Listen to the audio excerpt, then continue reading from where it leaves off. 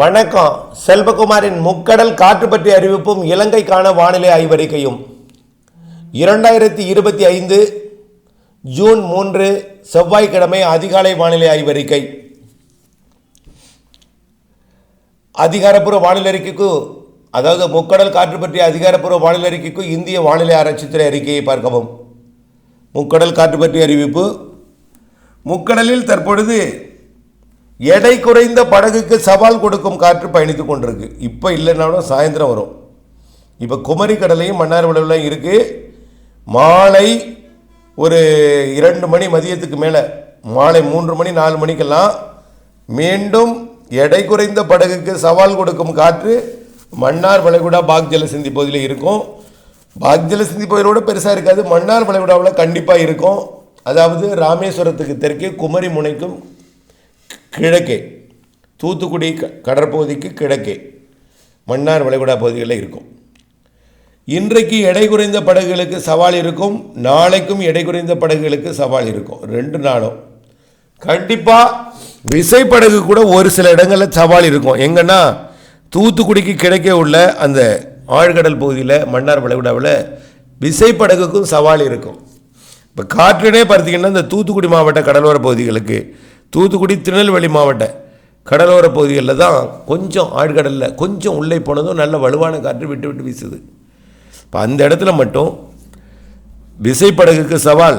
எடை குறைந்த படகு கண்டிப்பாக இன்றைக்கும் போக வேண்டாம். நேற்றைக்கு, இன்றைக்கு, நாளை வரக்கூடிய 5ஆம் தேதி வரைக்கும், இந்த 4ஆம் தேதி வரைக்கும், மன்னிக்கவும், நாளை வரைக்கும் எடை குறைந்த படகுக்கு சவால் இருக்குது. 5ஆம் தேதி காற்றோட வேகம் குறைஞ்சிரும். 5லிருந்து நீங்கள் 8ஆம் தேதி வரை கடலில் மீன்பிடிக்க போகலாம். 5லிருந்து 8ஆம் தேதி வரை அச்சுறுத்தல் இல்லை. 8ஆம் தேதிக்கு பிறகு 7ஆம் தேதி வரை போங்க. 5, 6, 7 3 நாளும் நீங்கள் மீன்பிடித்தலுக்கு இந்த நாளை பயன்படுத்திக்கலாம். 5, 6, 7 எடை குறைந்த படகுக்கும். இன்றைக்கு விசைப்படகு போகலாம். ஆனால் தூத்துக்குடி கொழும்பு இடைப்பட்ட பகுதியில் கொஞ்சம் வலுவாக இருக்குது காற்று. அந்த இடத்துக்கு மட்டும் வேண்டாம் மன்னார் வளைகுடாவில். அதனால் விட்டு விட்டு வீசும் காற்று தான், அதுவும் திடீர்னு வீசும் காற்று. அந்த இடத்துல மட்டும் கொஞ்சம் சவால் இருக்குது. அதுவும் பெரும்பாலும் மாலை முன்னிரவு நேரத்தில் மட்டும்தான். அதனால் விசைப்படகுக்கு பிரச்சனை இல்லை. எடை குறைந்த படகு இன்றைக்கி நாளைக்கு வேண்டாம். 5, 6, 7 போகலாம். 5, 6, 7 போகலாம். அடுத்தபடியாக பார்த்தீங்கன்னா 8ஆம் தேதியிலேருந்து படிப்படியாக காற்றோட வேகம் கூடும். 8ஆம் தேதியிலேருந்து மீண்டும் கடலுக்குள் மீன்பிடித்தல் என்பது சவாலான காரியமாகிடும். 9 கடுங்காற்றாக மாறிடும். 10, 11 கடுங்காற்றாக இருக்கும் கடலில். முக்கடலிலும் காற்று இருக்கும். முக்கடலிலுமே வலுவான காற்று இருக்குது. தமிழ்நாட்டின் ஒட்டுமொத்த கடலோர பகுதி, குமரி முக்கடல் மற்றும் கேரளா கடலோரம், லட்சத்தீவு, மாலத்தீவு பகுதி, இலங்கை சுற்றுவட்டார கடல் பகுதியெல்லாம் வரக்கூடிய 8ஆம் தேதியிலிருந்து காற்று அதிகரிக்கும். 9ஆம் தேதி மேல் அதிகரிக்கும்.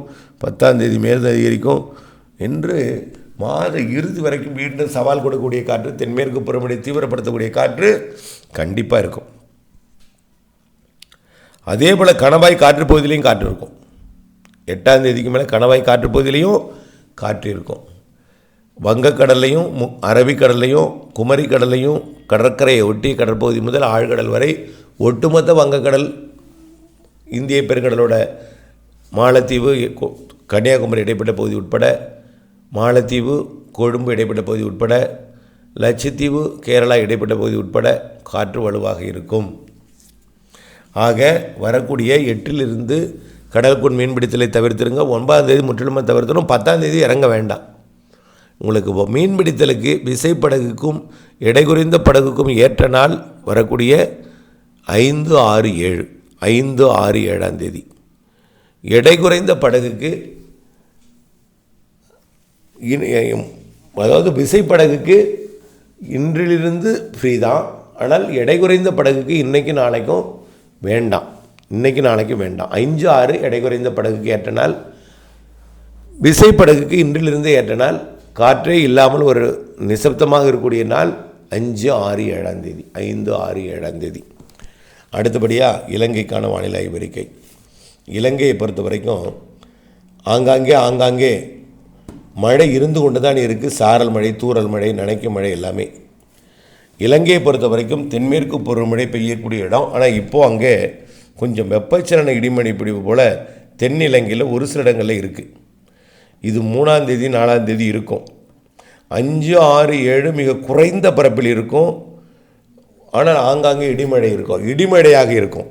கிழக்கு மாகாணங்கள் கிழக்கு கரையோரம் வரைக்கும் இடிமழை வரும்.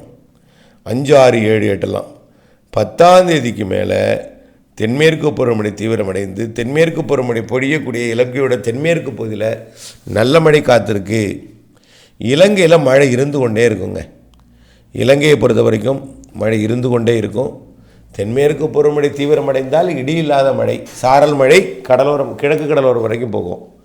தென்மேற்கு பருவமழை தீவிரமில்லைன்னா மரங்களால் குளிர்விக்கப்பட்டு ஆங்காங்கே மழை பொழிவை கொடுக்கும். தென்னிலங்கையில் தென்மேற்கு பகுதியிலையும் இருக்கும்.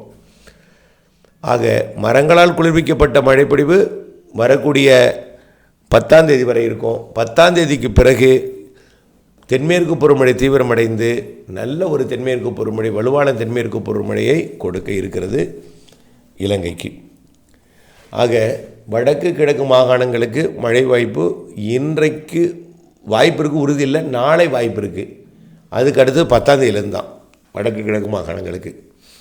அடுத்தபடியாக தென்மேற்கு பருவமழை குறித்த இலங்கைக்கான நீண்டகால அறிக்கையை நம்ம ஏற்கனவே சொல்லிகிட்டே இருக்கோம். இலங்கை ஒட்டிய கடற்பகுதி வெப்பம் உயர்ந்திருக்கு. இலங்கை சுற்றுவட்டார கடற்பகுதியில் நீரோட்டங்கள் வலுவாக இருக்குது தமிழ்நாடு வரைக்குமே.